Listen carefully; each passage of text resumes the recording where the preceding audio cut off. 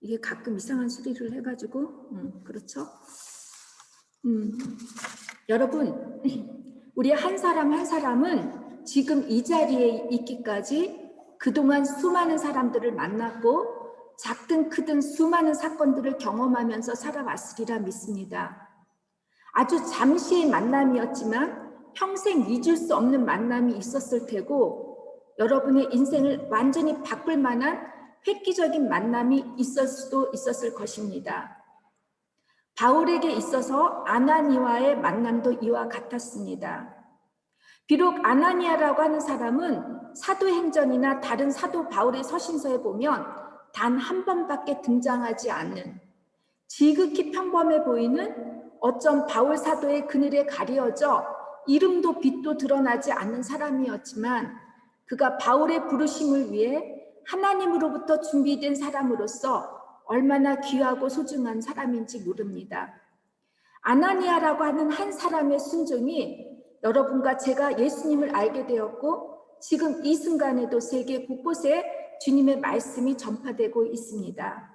때문에 오늘은 바울 중심이 아니라 아나니아를 포커스로 맞춰서 함께 말씀을 읽어가면서 왜 하나님께서는 바울을 돕게 하시려고 아나니아라고 하는 사람을 이미 오래전에 준비된 사람으로서 선택하셨는지 나눠보고자 합니다. 그리고 아나니아를 통해 준비된 자가 갖추어야 할 태도는 무엇이고 우리가 취할 자세는 무엇인지 생각해 보면서 나 한 사람도 그 누군가를 위해 준비된 자이고 그 누구도 나를 위해 준비된 자였다는 것을 묵상하면서 은혜를 받는 시간이 되었으면 합니다. 여호와는 은혜로우시다라고 하는 뜻을 가진 아나니아라고 하는 이름을 가진 사람은 사도행전에 딱 3사람이 나옵니다. 지난번 우리가 함께 나눴던 아나니와 삽비라 그 부부의 이야기에서 그 아나니아의 이야기와 또 바울을 로마 벨릭스 총독에 소송한 예루살렘의 제사장이었던 아나니아가 있고 지금 본문에 등장하는 아나니아입니다. 바울은 다메섹 도상에서 예수님을 인격적으로 만나고 나서 시력을 잃어버린 채 사흘간 식음을 전폐하고 회개 기도를 하고 있는 동안에 하나님께서는 동시에 바울을 홀로 내버려 두지 않으시고 그를 위해 이미 아나니아라고 하는 사람을 준비하고 계셨습니다.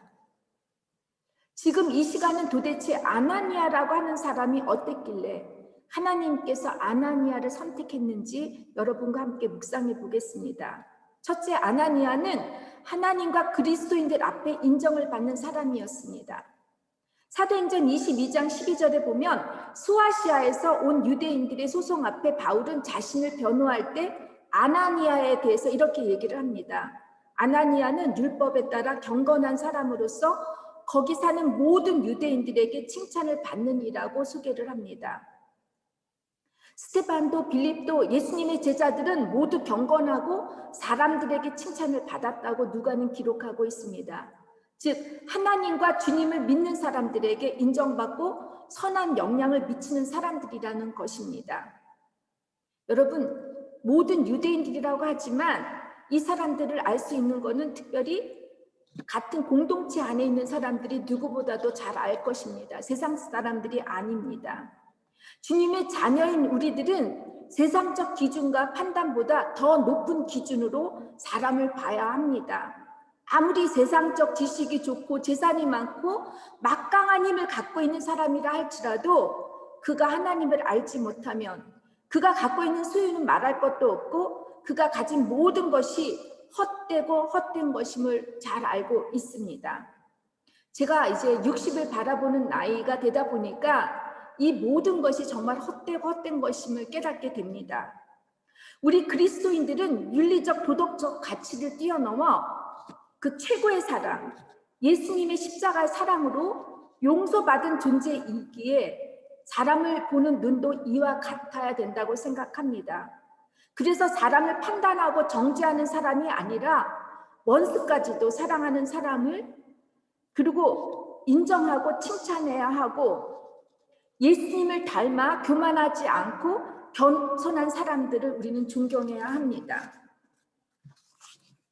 하지만 많은 그리스도인들은 하나님께 인정받기보다는 어떻게 하면 사람으로부터 인정을 받으려고 하는지 여러분 죽어라 고생하며 애쓰며 살고 있지 않습니까? 사실 하나님으로부터 인정을 받지 못하는 사람은 사람으로부터 인정받는 게 쉽지 않습니다. 아무리 인정을 받는다 해도 그거는 거짓이고 가짜일 것입니다. 어떤 그리스도인들은 교회 안에서의 생활이 다르고 교회 밖에서의 생활이 다릅니다. 세상 사람들이 그래서 우리가 하나님을 믿는 사람인지 구분을 못합니다. 여러분 밖에 나가서 내가 하나님을 믿는 사람인지 아닌지 물어봤을 때 모두가 너는 하나님을 믿는 사람이야 라고 말하면 여러분은 하나님을 잘 믿었고, 아무것도 모른다면 여러분은 여러분의 인생을 다시 한번 살펴봤으면 합니다. 세상 사람들이 사는 가치관과 하나도 다를 바 없이 똑같이 살고, 아니 더 못되게 살기에 하나님을 믿는 사람인지 정말 쇼크를 합니다. 이 사람이 하나님을 믿었던 사람인지, 그죠? 저는 어려서부터 저희 아버지에 대해서 교회를 다니는 분이나 안 다니는 분들이 김 장로님은 법 없이도 살 수 있는 분이야 라는 이야기를 듣고 자랐습니다. 그런 아버지가 집에서는 우리들에게 참 엄격하셨고 고지식해 보여 제가 불만이 많았었는데, 이제 이렇게 나이가 들고 보니까, 그리고 또 아버지의 나이가 이쯤 되다 보니까 저희 아버지가 정말 참 귀하게 그리스도인으로 살았다는 생각이 들면서 그 아버지가 참 그립습니다. 여러분, 어제 뉴스를 보니까 어떤 한 음식점에서 옆 테이블에 다른 손님을 앉혔다는 이유로 식당 주인에게 방역 수치를 어겼다며 입에 담지 못할 욕을 하고 도리어 협박을 하며 환불해달라고 요구를 했는데, 알고 봤더니 이분이 문학 작가의 목사님이었다는 거예요. 쇼크를 먹죠, 그죠? 세상 사람들이 이 사람이 그냥 목사가 아니었다면 그렇게 못된 사람이라고 할 수 있는데, 이 사람이 문학 작가의 목사라니까 얼마나 많은 사람들이 놀랐겠습니까? 코로나로 인하여 소상공인들이 요즘에 얼마나 어려움을 겪고 있는 시대에 그것도 그 식당 주인이 방역 수치를 잘 지켰고 본인들이 안 지켰다고 해요.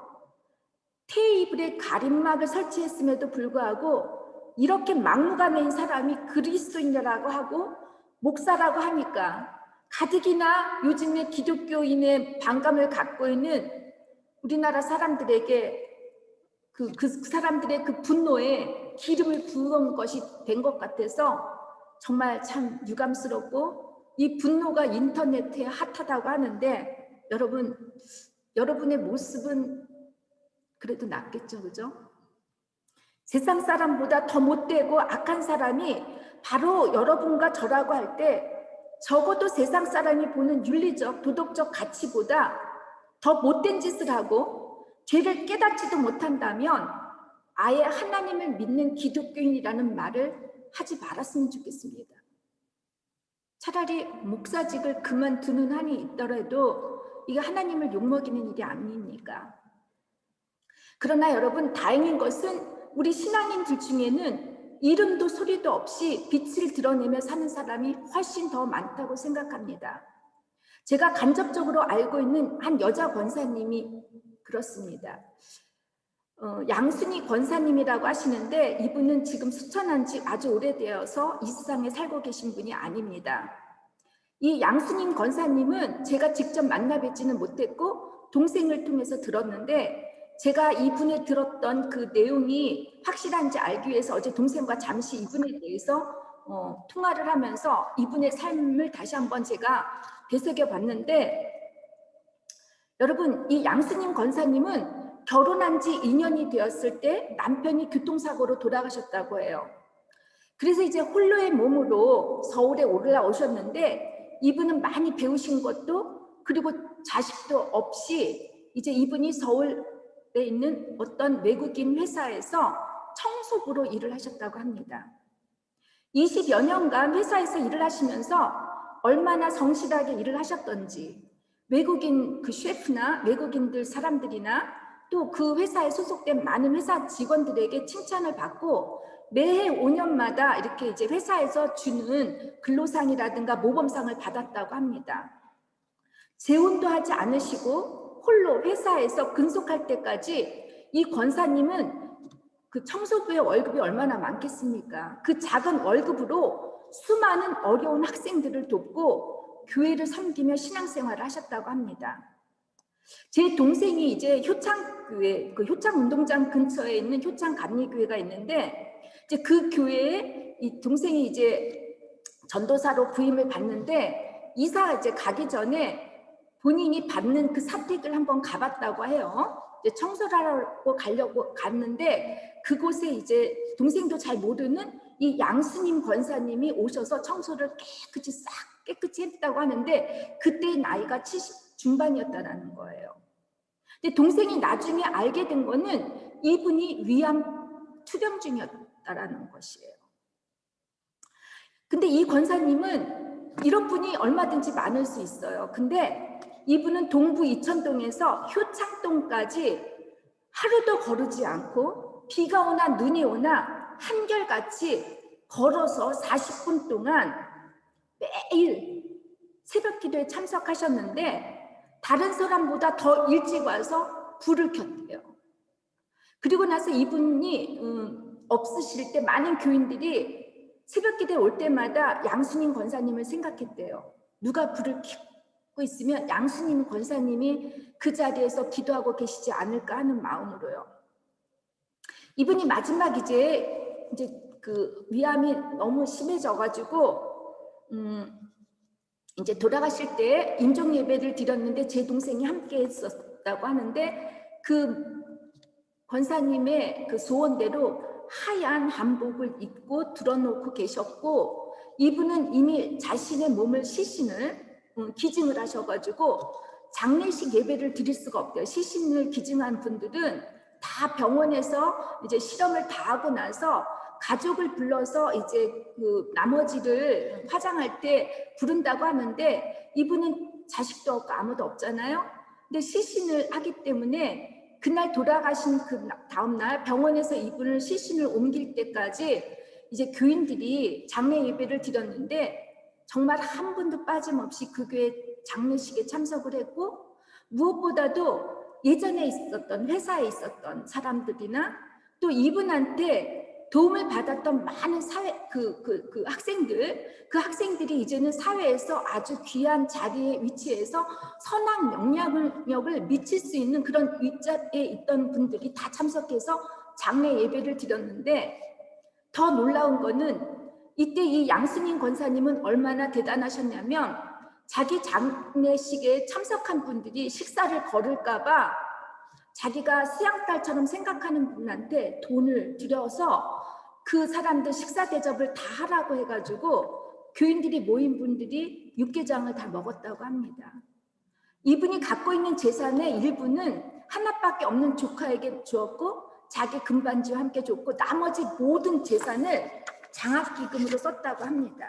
근데 저는 제 동생을 봐도 그렇고 제 동생이 함께 했던 그 담임 목사님이 계세요. 지금은 은퇴하신 목사님인데 김영기 목사님인데 제가 제 동생한테 항상 그랬어요. 너는 이런 목사님 만난 거를 행복하게 생각하라고 하는데 이 김영기 목사님은 한결같이 교회에서 욕심을 내지 않았대요. 어떻게 하면 교회를 크게 하고 어떻게 하면 헌금을 많이 받고 재산을 증식하고 자기 월급을 올릴지 그런 걸 하나도 하지 않으셨대요. 그리고 이분은 항상 그 부목사나 전도사들한테 아주 그 목사님들이 카리스마로 권위로 명령하는 목사님들 정말 많거든요.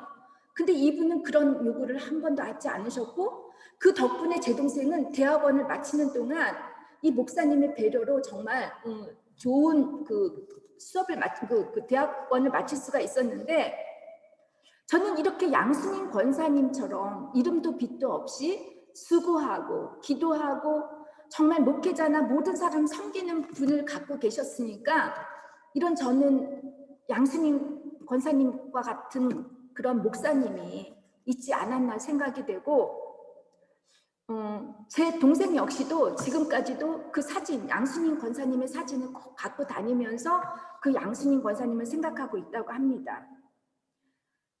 저도 욕심이 생겨요. 저에게도 이런 양수민 권사님 같은 분이 계신다면 제가 좀 못된 데가 있잖아요. 성격이 완벽하려고 하고 분명하고 그래서 혹시 여러분들이 좀 힘들지는 않을지 모르지만 제가 더 부드러워지고 사랑하고 정말 진실한 목회자가 되고 싶고 또 저 역시도 우리 성도들을 위해서 그런 목사로 살아갔으면 하는 그런 마음이 듭니다. 저를 위해서 기도해 주시겠습니까? 저도 여러분들을 위해서 그런 좋은 목사, 신실한 목회자가 되도록 노력하겠습니다. 세상 사람이 아닌 그리스도인들로부터 칭찬과 인정을 받는 그 한 사람의 사랑과 섬김, 중보 기도가 교회 공동체뿐만 아니라 목회자들 그리고 세상을 아름답게 변화시킬 수 있다는 것입니다. 지극히 평범하게 사는 것이 쉬울 것 같지만 그렇지 않아요, 여러분. 어려워요. 이탈하지 않고 산다는 게 여러분 쉽지 않습니다. 우리 신앙인의 입장에서 말하면 죄를 짓지 않고 산다는 거예요. 그렇죠? 여러분과 저는 진실로 하나님께 인정받고 주님의 자녀들로부터 칭찬받는 성도가 되길 진심으로 축원합니다. 둘째, 하나님께서 바울을 위해 아나니아를 선택하시고 준비케 하신 이유는 아나니아는 기도의 사람이었습니다. 10절에 보니까 담에석에 있는 제자 아나니아에게 주께서 환상 중에 그의 이름을 부르십니다. 아나니아야 하시거늘 대답하여 주여 내가 여기 있나이다. 이 말씀으로 미뤄보건대 아나니아는 평소에 기도로 하나님과 깊이 교제하였던 사람인 것으로 짐작할 수 있습니다. 성경에서 보면 하나님의 많은 사람들은 모두 성령 안에서 꿈과 환상을 통해 하나님의 부르심을 받고 하나님의 지시를 따랐습니다. 꿈과 환상은 하나님의 특별한 계시 방법입니다. 아브람도 야곱도 요셉도 그리고 많은 선지자들도 그랬습니다. 여러분 기도하셨을 때 마음속에 떠오르는 어떤 내적 확신이나 영적인 깨달음 같은 것을 느껴보시고 체험해 보신 적이 있을 것입니다. 없으십니까? 없으신 분들은 한번 반성 좀 해보셔야 되겠어요. 물론 기도의 응답일 수 있습니다. 그런데 여러분 환상은 좀 다릅니다. 마치 잠들 때나 이렇게 잠들 때 꾸는 꿈이나 그림이나 사진 등 어떤 특정한 상징들이 기도할 때 볼 수 있습니다. 환상은 기도가 마치 생활의 습관인 분들에게 잘 나타납니다. 기도가 일상생활의 습관인 분들에게는 하루에 보통 한 끼라도 먹지 않으면 배고픔을 견디지 못하듯이 기도를 하지 않으면 영적으로 많이 불편해하시고 불안해하시는 분들입니다. 여러분 불편하고 불안하십니까? 그렇지 않다면 여러분 또다시 한번 생각해 보시기 바랍니다.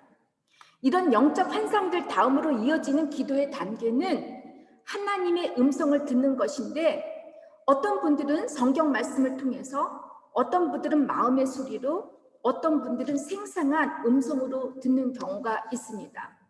근데 여러분 무당들도 귀신의 소리를 들을 수 있고 뭔가를 보기 때문에 우리가 영적 판단과 영적 분별력이 매우 중요합니다.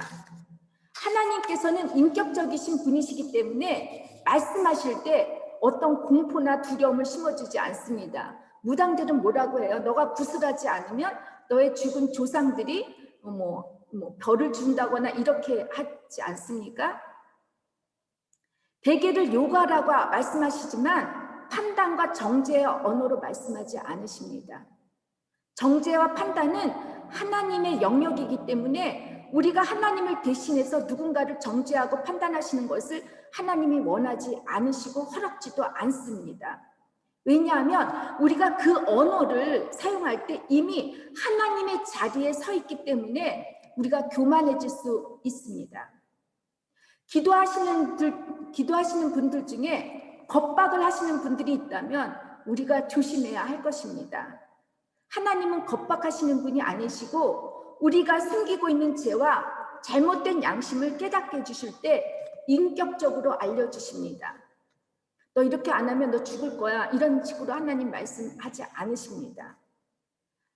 때문에 우리가 그 누군가를 위해 중보 기도할 때 주님의 음성을 들었다면서 먼저 주님이 주시는 메시지 안에 정말 사랑이 들어있는지, 하나님의 긍휼함이, 용서하심이, 사랑하심이 들어있는지 잘 살피고 분별할 줄 알아야 합니다. 설령 주님의 음성 안에 경고와 책망이 들어있다 할지라도 영혼을 살리기 위한 핵심과 의미가 무엇인지 성경 말씀을 통해서 잘 구별할 줄 알아야 합니다. 영적 판단과 분별력을 갖기 위해서는 평소에 늘 영적으로 깨어 있어야 합니다. 그러기 위해서는 여러분 하나님의 말씀을 가까이 하면서 바른 말씀의 해석과 끊임없는 하나님과의 대화와 교제, 기도의 생활이 필요합니다. 기도의 응답을 받았다고 간증하시는 분들의 고백을 들어보면 자신들의 성격이나 평소의 생각들이 그대로 드러나는 경우가 있는데, 혹시 내가 원하고 듣고자 하는 내적인 음성이 하나님의 음성인지 착각하고 있지는 않은지 늘 자제하고 조심하면서 주님께 묻고 또 물어보시는 여러분이 되기를 부탁드립니다. 여러분, 코로나 팬데믹이 이제 1년이 넘어갔습니다. 많은 사람들이 팬데믹 이후를 걱정하고 두려워합니다. 불확실하기 때문입니다. 주중에 우리가 이제 아프리카 선교를 전달하기 위해 이용욱 집사님과 함께 미션 21에 그 찐먼만 목사님을 만났습니다. 이 찐먼만 목사님께서 페루와 아프리카의 심각한 상황을 알려주시면서 아프리카 같은 경우는 이제 메뚜기 때까지 이제 만나서 모든 곡식과 식물들이 황폐해서 수많은 사람들이 이제 코로나 질병뿐만이 아니라 굶주림에 시달리고 고통을 받고 있다고 하는데, 이 와중에도 종족 전쟁이 계속 일어나고 있다고 합니다. 찐만만 목사님께서 애프터 코로나가 참 걱정된다고 하는데, 제가 지난주 목요일 성경 공부를 인도하면서 많은 사람들이 이 애프터 코로나를 걱정하고 있습니다. 스위스도 이분의 말씀에 의하면 국가교회에 소속된 인원이 줄어드는데 텔레비전이나 인터넷 미디어에서 이렇게 방송하는 예배의 설교의 그 참가자는 크게 늘어났다라고 하는데, 많은 사람들이 이제 교회가 필요 없어지고 교회 공동체가 필요 없어지는 때가 된 것 같아요. 가나안 교인들이 독일이나 스위스, 한국에서도 많이 증가한다는 것이죠. 코로나는 어쩜 교회 공동체들에게는 영적 빈곤이고 기근이 될 수 있을지는 모르겠지만, 우리가 이 시간에 신앙을 각자 점검해보는 귀한 기회일 수도 있다고 생각합니다. 우리가 영적으로 깨어 있어야 할 이 시간, 이 시대에 여러분과 저는 하나님의 환상과 하나님의 음성을 듣고 하나님께서 원하고 바라시는 복음의 전도자로서, 예배자로서 그 누군가를 위해 잘 준비할 수 있는 사람들이 되기를 주님의 이름으로 축원합니다.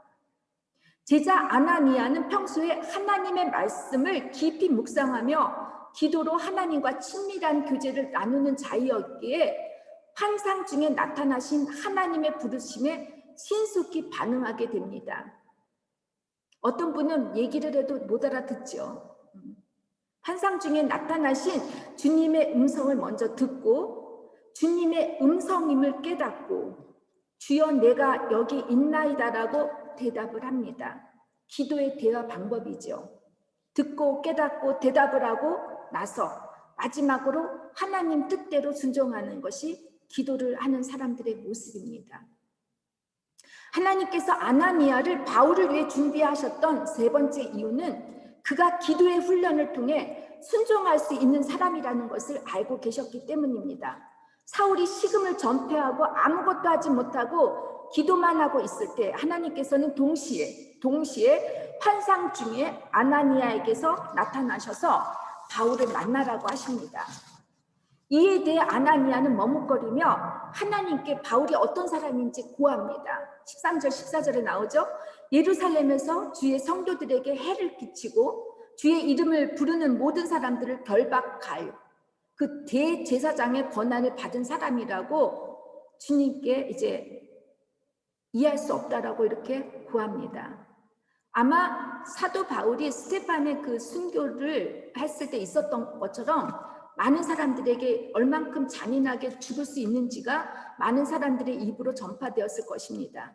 여러분 참 부담 가는 말씀 아닙니까?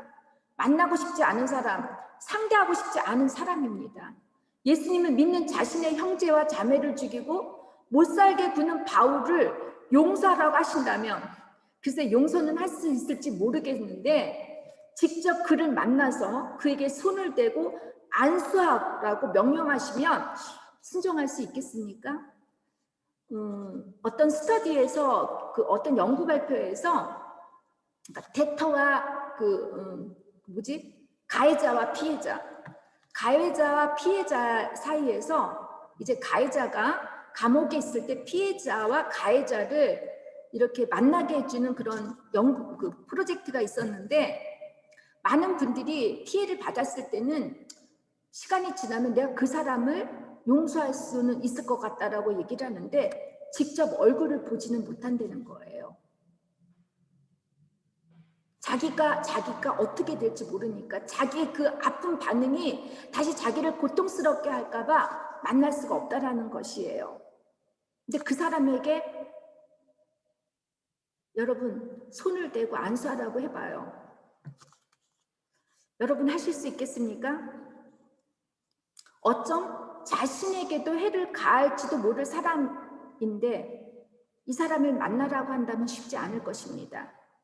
아니 만난다고 하면은 어쩌면 정말 나이브한 사람들이 만날 수 있겠죠. 계산하지 않고 순진한 사람들이 만날 수는 있을 것 같은데 글쎄 여러분 만나실 수 있는지요? 여러분은 주님의 불편한 명령에 어떻게 반응을 하십니까? 도망치고 거부하고 싶지 않습니까? 가능한 이 잔을 내게서 옮겨 달라고 기도하실 것입니다. 신앙은 늘 반갑지 않은 하나님의 명령에 고민하고 갈등하고 씨름하면서 성숙해 가는 것 같아요. 아나니아의 머뭇거림에 하나님께서는 왜 그가 바울에게 가야 할지를 더 명확하게 알려주시는데 15절 16절 말씀입니다. 이 사람은 내 이름을 이방인과 임금들과 이스라엘 자손들에게 전하기 위하여 택한 나의 그릇이다. 그가 내 이름을 위하여 얼마나 고난을 받아야 할 것을 내가 그에게 보이리라고 이렇게 말씀하십니다. 바울이 하나님으로부터 어떤 사명을 받은 사람인지 이 아나니의 미션을 이제 구체적으로 알려주십니다. 주님께서 바울을 지명해서 이제부터는 박해자가 아닌 박해를 받는 자로서 살아가기 위해 지금 아나니아 너가 필요하다고 하실 때 아나니아는 더 이상 주님께 항변하지 않고 순종을 합니다. 성경은 주님의 제자가 되려는 사람들에게 제일 먼저 순종을 요구하십니다. 아무에게나 순종을 요구하시는 것이 아니라 주님을 믿고 주님을 사랑하는 사람에게 요구하십니다. 하나님의 말씀에 순종하는 것은 단지 지적인 동의나 강한 감정이 아니라 나의 삶 전체가 하나님께 속해 있다는 의지이고 삶의 태도입니다. 그런데 우리는 순종에 대해서 이렇게 말을 할 때 불편해합니다. 순종이 마치 하기 어려운 것을 해야 하고 싫은 것을 어쩔 수 없이 해야 하는 의무감으로 생각하는 분들이 많습니다. 우리가 어떤 일을 할 때 그 일을 하게 된 동기와 실제로 실행을 옮기는 행위가 함께 작용을 합니다. 예를 들면 우리가 밥을 먹을 때 이 배고픈 것, 배고파서 먹는 것, 이 배고픈 것은 동기가 될 수 있고 밥을 먹는 건 행위가 되는데 이 둘을 떼낼 수가 없습니다. 그죠? 마찬가지로 순종도 그렇습니다. 어떤 동기가 있어야 하는데 많은 신앙인들은 이 동기를 의무로 오해를 하고 있습니다. 어떤 권위의 압력에 의해 하기 싫은 것을 해야 한다는 의무감에 사로잡혀 있는 게 여러분 순종이 아닙니다. 하나님이 무서워서 어떻게 될까 봐 이렇게 해서 순종하는 것은 그거는 겁박이지 순종이 아닙니다. 순종은 사랑과 연관을 가지고 있습니다. 주님을 사랑하기 때문에 하나님과 나와의 건강한 인격 관계 속에서 전적인 신뢰와 믿음 속에서 능동적으로 행하는 것이 바로 순종입니다. 바울은 로마서 1장 5절에 우리가 은혜를 받는 것도 사도의 직분을 받는 것도 이방인들을 순종하게 하기 위하여라고 고백을 합니다. 즉 예수님의 순종이 우리를 의롭게 하셨으니 우리도 의에 대하여 순종할 때 의로워지고 다른 사람도 의롭게 할 수 있다라는 것입니다. 여러분, 예를 들면 우리 아들이 이제 어렸을 때 높은 곳에 있어요. 근데 걔가 위험해요. 높은 데 있으면. 뭐 저는 지금 뭐 등치가 작아서 그런데 만약에 아빠들이 아들한테 너 이제 떠내려 오라고 그러면 아이들이 나 무서워서 못 내려가겠어. 그리고 그렇게 하겠습니까? 지금 애가 너무 위험할 때 있으면 아빠가 나 여기 있어. 너 뛰어내려 하면 우리 아이들은 어떡하죠? 아빠 얼굴만 봐요. 상황 안 봐요. 즉시 행해요. 만약에 아들들이 우리 자녀들이 아빠를 신뢰하지 못한다면, 그래서 떠내리지 않으면 이거는 아버지와 자녀와의 관계가 글쎄요. 이게 우리 잘 생각해야 되지 않겠습니까? 바로 무조건 그 아버지와 평소에 또 엄마와의 평소에 이 인격적인 관계, 사랑의 관계가 잘 이루어진다면 우리 아이들은 두말할 거 없이 뛰어내립니다. 그래서 야고보는 우리 그리스도인들에게 말씀만 듣기만 하지 말고 행하는 자가 되어야 한다고 경고하셨습니다. 순종은 한마디로 하나님의 사랑을 전적으로 신뢰하고 믿는 믿음을 삶 속의 행위로 적용하는 것입니다. 믿는 믿음이 생활에 전혀 행위로 나타나지 않으면 그 믿음은 여러분 죽은 믿음입니다. 이렇게 행위로 나타나는 순종을 통하여 하나님은 역사하십니다. 아나니아를 하나님께서 바울을 위해 준비하신 사람으로서 바울에게 보내신 마지막 이유는 그가 성령이 충만했고 성령의 능력을 행할 수 있는 사람이었기 때문입니다. 사도 바울이 예수님을 인격적으로 만나고부터 혼자서 아무것도 먹지도 마시지도 보지도 못하고 고립되어 있습니다. 여러분, 지금까지 그가 함께했던 그 열성 유대인들에게는 바울은 어떤 사람이 되었겠습니까? 배신자가 되었겠죠. 또 주님을 믿는 사람들에게 이 사람은 박해자로서 많은 사람들이 두려움하고 있는 사람입니다. 바울을 환영해 줄 사람이 하나도 없습니다. 그는 사흘 동안 극심한 혼란과 혼돈 상태에 빠져 있었을 것입니다. 바울의 사흘간의 그 어둠과 혼란 속에서 하나님은 그를 하나님의 사람으로 빚으시고 계셨습니다. 박해자에서 박해받는 사람으로, 가해자에서 고난을 받는 사람으로 그의 인생이 180도 바뀌게 하셨습니다. 지금까지 사울이 예수님을 만나기까지의 삶은 자신의 그릇 안에 성공과 명예와 인정을 받으려고 자기의 그릇 안에 채우려고 이렇게 달려온 삶이었지만 이제는 하나님의 그릇 안에 복음을 채우기 위해 하나님께서 택하신 사람으로 훈련을 받고 있습니다. 혹시 여러분들 중에 내 인생이 지금 깊은 터널을 지나가는 것처럼 아무런 답도 없고 불안하고 고통스럽다고 생각하시면서 하루하루를 보내고 계신 분들이 있습니까? 여러분, 이 시간은 하나님께서 여러분을 방치하는 것이 아닙니다. 하나님의 계획대로 여러분을 하나님의 사람으로 빚으시고 만들고 계시기 때문에 낙심하지 마시기를 바랍니다. 여러분을 위해서 아나니아가 있습니다. 다메섹에 홀로 있는 바울을 위해 하나님께서는 아나니아를 보내주셔서 그로 하여금 바울을 이제 어떻게 했는지 17절에서 18절에 기록되어 있습니다. 아나니아는 바울에게 찾아가서 바울을 안수하고 말을 합니다. 형제 사울아, 주 곧 내가 오는 길에서 나타나셨던 예수께서 나를 보내어 너로 다시 보게 하고 성령으로 충만하게 하신다고 하니까 사울의 눈에서 비늘 같은 것이 벗어져 다시 보게 되었다고 합니다. 사울의 환상 속에서 들려주신 하나님의 음성과 동시에 아나니아에게 환상으로 보여주셨던 하나님의 말씀들이 일치하는 거죠. 이 일치하는 것을 서로가 나눌 때 여러분 어떻습니까? 소름 돋지 않아요? 그런 경험 없으십니까? 시간과 공간을 초월하신 하나님의 살아계심을 여러분 실제로 경험하면 정말 원수처럼 여겼던 그 바울이 아나니가 주의 길을 같이 가는 형제가 되는 놀라운 역사가 일어납니다. 아나니가 바울의 몸에 손을 대었을 때 바울의 눈에서 비늘 같은 것이 떨어져 나가 다시 보게 되었고 바울이 세례를 받는 놀라운 역사가 일어납니다. 그동안 사울이 강팍했고 완고했던 마음을 아나니아가 사랑과 용서의 손으로 안수할 때 사울의 얼어붙었던 마음이 녹아지고 죄악의 비늘이 벗겨져 영의 눈이 뜨이게 되는 것입니다. 오늘은 저희 바젤 한인선교교회에 일하실 세 분의 목장님들과 세 분의 집사님을 추가로 임명하는 그 예배를 드리게 되면서 아나니아의 이야기를 전하게 되는 것은 저는 우연이 아니라고 생각합니다. 사울을 새로운 사도로서 세우는데 쓰임받았던 예수의 제자 아나니아를 통해서 준비된 자로 사는 것이 여러분 어떤지 이렇게 나눠봤는데 어떠세요?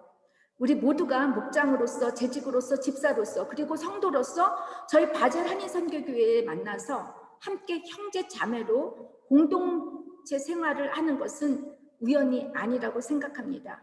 여러분이 여기까지 오시기 위해 아나니아라고 하는 그 한 사람이 준비되어 있듯이 여러분 또한 그 한 사람을 위해 주님께서 준비된 자로 세워주셨다고 생각합니다. 믿습니까? 아나니아가 어떤 특별한 사람이 아니듯 자신의 자리에서 성령 충만함으로 기도했던 사람이듯이 여러분 또한 그 누군가를 위해 중보 기도해 주시기 바랍니다. 가장 꺼려지는 사람, 외면하고 싶은 사람을 찾아가서 치유의 손길이 되어준 아나니아처럼 그 한 사람을 찾아가서 형제 자매로 안아주고 다른 분들이 교회 공동체에 잘 적응할 수 있도록 또 정착할 수 있도록 도와주시기를 부탁드립니다. 아나니아가 바울을 살리고 또 바울의 영적 그 소경인 그 눈을 열게 해준 것처럼 여러분도 그 누군가의 영혼을 살리기 위해서 말씀으로 그분들의 영적 어두운 눈을 깨어주게 해야 합니다. 어둠 가운데 있는 사람에게 빛이 필요하듯이 그들이 다시 새롭게 볼 수 있도록 여러분 스스로가 빛이 되어야 합니다. 우리가 예수님이 뭐라 그랬죠? 너희들은 소금, 너희들은 빛이라고 했어요. Ihr seid Salz der Erde, Licht der Welt라고 얘기하셨습니다. 그러기 위해서는 날마다 말씀을 묵상하고 말씀 속에서 하나님의 음성을 들을 수 있어야 하고 말씀 안에서 주시는 주님의 지혜와 사랑으로 다른 사람들을 잘 양육할 수 있어야 합니다. 나보다 더 크게 하나님 나라를 위해 쓰임받을 그 한 사람을 세우기 위해서 여러분 조연자가 되어도 상관없습니다. 아니 엑스트라가 되면 어떻습니까? 저는 하나님은 작은 것 하나에게 한 것이 하나님에게 한 것이라고 했듯이 우리 하나님은 판단하실 때 양을 따지지 않습니다. 우리의 마음을 보십니다. 그래서 이제 세 분의 목장님과 우리 집사님들, 재직분들 또한 우리 성도님들 모두가 이제는 우리 바젤 한인선교교회가 더 커다란 과제를 갖고 있다고 생각합니다. 코로나 이후에 어떻게 될지 모릅니다. 제가 알기로는 많은 사람들이 우울증에 빠져 있고 실업자가 되고 그런데도 옛날과는 틀리 하나님은 멀리하려고 합니다.